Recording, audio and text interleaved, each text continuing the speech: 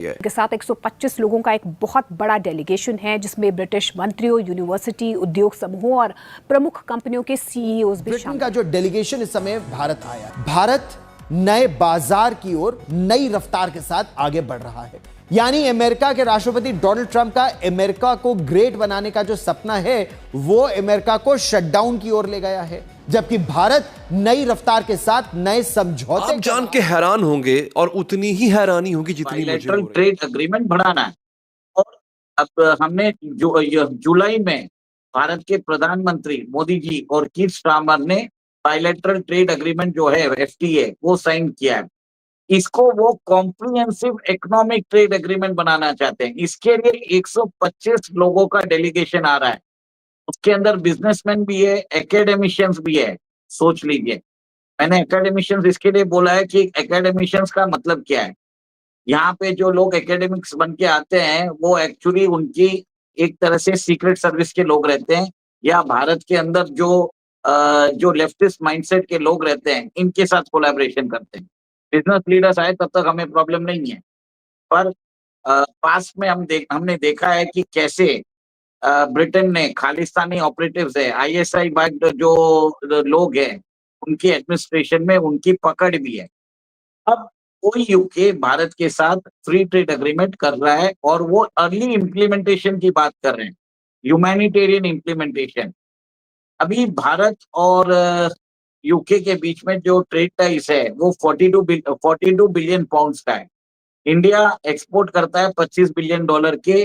जो ट्रेड जो है भारत का एक्सपोर्ट $25 बिलियन है। इंडिया क्या करता है? इंडिया सारा टाइम इंटरनेशनल कम्युनिटी को ये कह रहा है कि भाईजान हमारे ऊपर पाकिस्तान दहशतगर्दी के हमले करवा रहा है। That's it, that is the thing which they are doing 24/7। वो एक ही बात कर रहे हैं कि हमारे ऊपर दहशतगर्दी के हमले हो रहे हैं और पाकिस्तान करा रहा है। तो ये अभी जो कियर स्टारमर जिस होटल में मुंबई में गए हैं, ताज होटल जो है, वो वहां पे एक ही बात कर रहे हैं कि भाईजान ये जो होटल है ना, मैं बहुत परेशान हूँ इसको देख के, और सारा मतलब जो उनका एक तरीका कार होता है।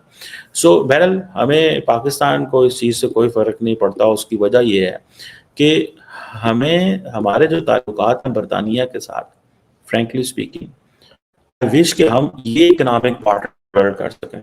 आई विश कि हम ये इकोनॉमिक पार्टनरशिप बिल्ड कर सकें। हमारा प्रॉब्लम यह है कि हम इकोनॉमिक पार्टनरशिप्स नहीं बिल्ड कर पाते, हम वो रिलेशनशिप ही नहीं बिल्ड कर पाते जो हमें करना चाहिए, हमें वो चीज ही नहीं कर पाते जो हमें करनी चाहिए। सो इस चीज को थोड़ा सा हमें, this is what we must understand. ख्वाहिश ये है कि पाकिस्तान में भी कोई ऐसा वज़ीर आज़म हो कि अपनी कौम के लिए खिदमात अंजाम दें। अब वो खिदमात क्या थी ये भी सुनिए। जो इंसान आम आदमी के साथ खड़ा हो, मैं उस आदमी की तारीफ करूंगा।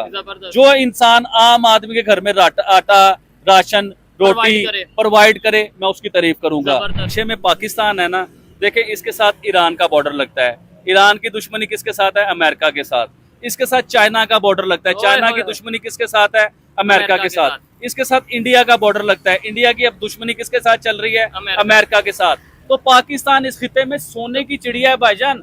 इसलिए पाकिस्तान अहमियत का हामिल है भाईजान। जो टेंशन रही अमेरिका को स्पेशली लेकर, पाकिस्तान के साथ तो चले जो कुछ हुआ सो हुआ, लेकिन अमेरिकन प्रेसिडेंट जो है वो ज्यादा खुश नहीं नजर आ रहे थे भारत से। तो ऐसी सिचुएशन में यूके के पीएम का आना और उनके साथ ट्रेड डील होना आपके लिए कितना इंपॉर्टेंट है? आपके ख्याल से क्या अब अमेरिका की तरफ भी जाया जा सकता है? अमेरिका भी अब जरा सोचेगा कि भारत के साथ टर्म्स को बेहतर कर ले? क्योंकि कई लोग जो मैंने शो, सॉरी आपकी बात काटी हूँ, लेकिन कई लोग जिसमें भारत से ही मेरे शो में आए, कर्नल शैलेंद्र सिंह आए, वो भी आए हैं, उनके साथ मेजर जनरल अश्विनी श्रीवास्तव भी आए। उनका यही कहना था कि अमेरिका के साथ भी जो इस वक्त सिचुएशन है वो बेहतर होगी और ये दोबारा से ट्रैक पर आएगा भारत और यूएस। भारत और यूएस, देखिए, रिलेशनशिप ट्रंप और इंडिया रिलेशनशिप नहीं है। इस India and US relationship, Trump साहब एक डिसरप्शन है, अभी उनकी एक कार्यशैली है, वो उस कार्यशैली के तहत काम कर रहे हैं। उनके पर्सनल जो एम्बिशंस हैं वो बहुत हाई हैं। एक बार चूंकि देखिए नोबेल का जो पीस प्राइज का अनाउंसमेंट होना शुरू हो चुका है, आज केमिस्ट्री के लिए आया है, कल आया था आपका फिजिक्स के लिए, एक दो दिन में इकोनॉमिक्स का आएगा और एक दो दिन में आ जाएगा ये पीस प्राइस के लिए कि ट्रम्प साहब को मिलता है कि नहीं मिलता। ऑलरेडी जो हमास है उसने रिजेक्ट कर दिया है इनका जो पीस प्रपोजल था, रिटेलिएशन हुई है हमास की कहीं पे। तो जो गाजा पीस प्लान था which was a peace plan just to hurry up things, फिर धमकी भी दे रहे हैं। पीस प्लान में आप धमकी देके पीस कैसे ला सकते हैं, मुझे तो यही समझ में नहीं आ रहा कि मानो वरना तुम्हारी ईंट पत्थर बजा देंगे। पीस प्लान होता है जब दोनों पार्टी ये समझते हैं कि हाँ अब हमें जो है वो शांति की आवश्यकता है। अगर हमास को लगता नहीं है कि जो जिस टर्म्स पे आप उनको शांति दे रहे हैं वो शांति उनको चाहिए, तो वो आपकी शांति एक्सेप्ट नहीं करेंगे। उनको तो वैसे ही इजरायली मार रहे हैं, उनको आप भी मारेंगे, उनको फर्क क्या पड़ना। उनका तो बल्कि बिजनेस ही थ्राइव कर रहा है, जितनी डेथ उनकी होगी उतना ज्यादा जो है सिंपैथीज उनके लिए जाएगी। Long term partnership Britannia India के साथ बनाना चाहता है। जब अमेरिकन्स इंडिया के साथ अनप्रेडिक्टेबिलिटी वाला रास्ता अडॉप्ट कर रहे हैं, यहाँ पे ब्रिटानिया समझता है कि हमें इस स्पेस को फ़ायदा उठाना है और हमें मज़ीद इंडिया के करीब होना है। उसकी वो लॉजिक क्या है? उसकी लॉजिक ये है कि उनके साथ काम करना है। उसकी लॉजिक ये है कि फ्री ट्रेड एग्रीमेंट किया हुआ है। इसका मतलब ये है कि India UK are going to have a comprehensive strategic partnership. Road map है जिसे विजन 2035 कहा जाता है, जिसमें तमाम technology, education, science, security, climate, this that सारा कुछ इसमें जो है वो हो रहा है। सो इस चीज़ को थोड़ा सा what we have to understand.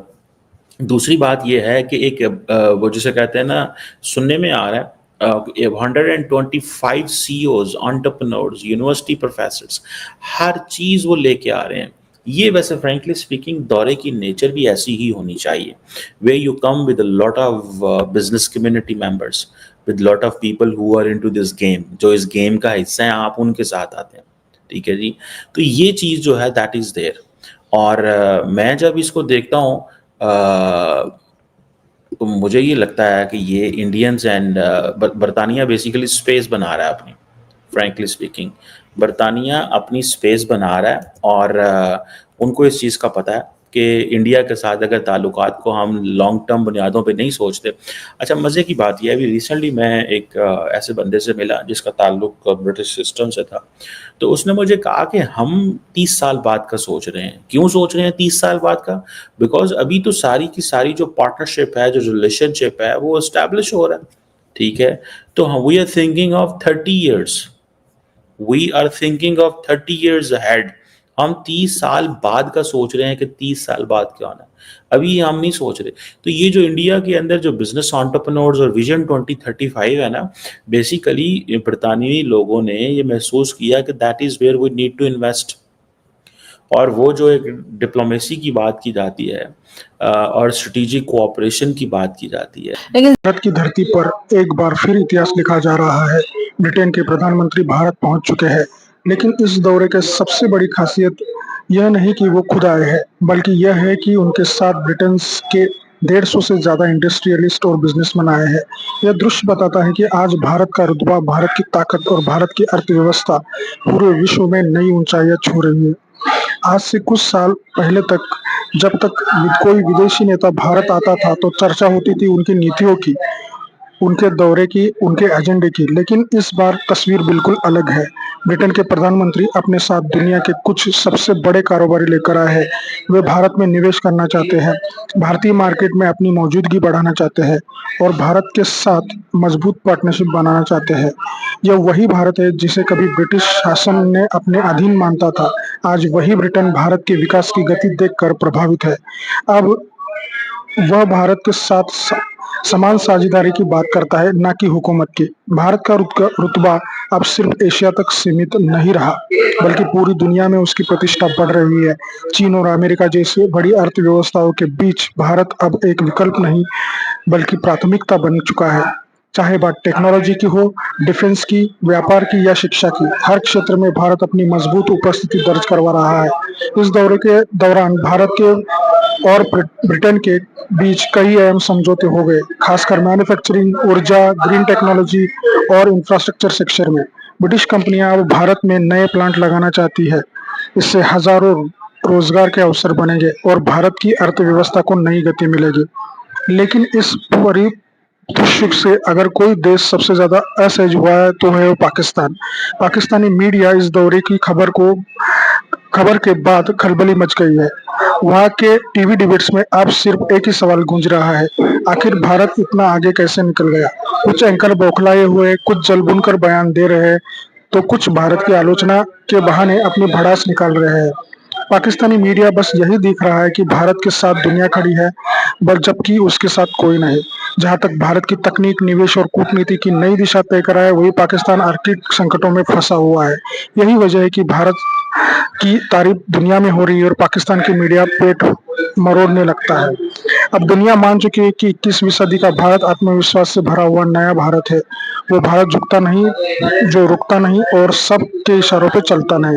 British प्रधानमंत्री और बिजनेस डेलीगेशन का यह दौरा सिर्फ राजनीतिक यात्रा नहीं, बल्कि एक प्रतीक है बदलते युग का, जहां विश्व भारत को सिर्फ एक मार्केट नहीं बल्कि विकास के साझेदार के रूप में दिखता है। तो दोस्तों, आशा आपको भारत की इस बढ़ती साख के बारे में क्या कहना है, कमेंट में जरूर बताइएगा। अगर चैनल पर नए हैं तो सब्सक्राइब करके बेल आइकन जरूर दबाइए। आज की वीडियो में यही रुकते हैं, मिलते हैं और एक नई वीडियो के साथ। तब तक के लिए जय हिंद, वंदे मातरम।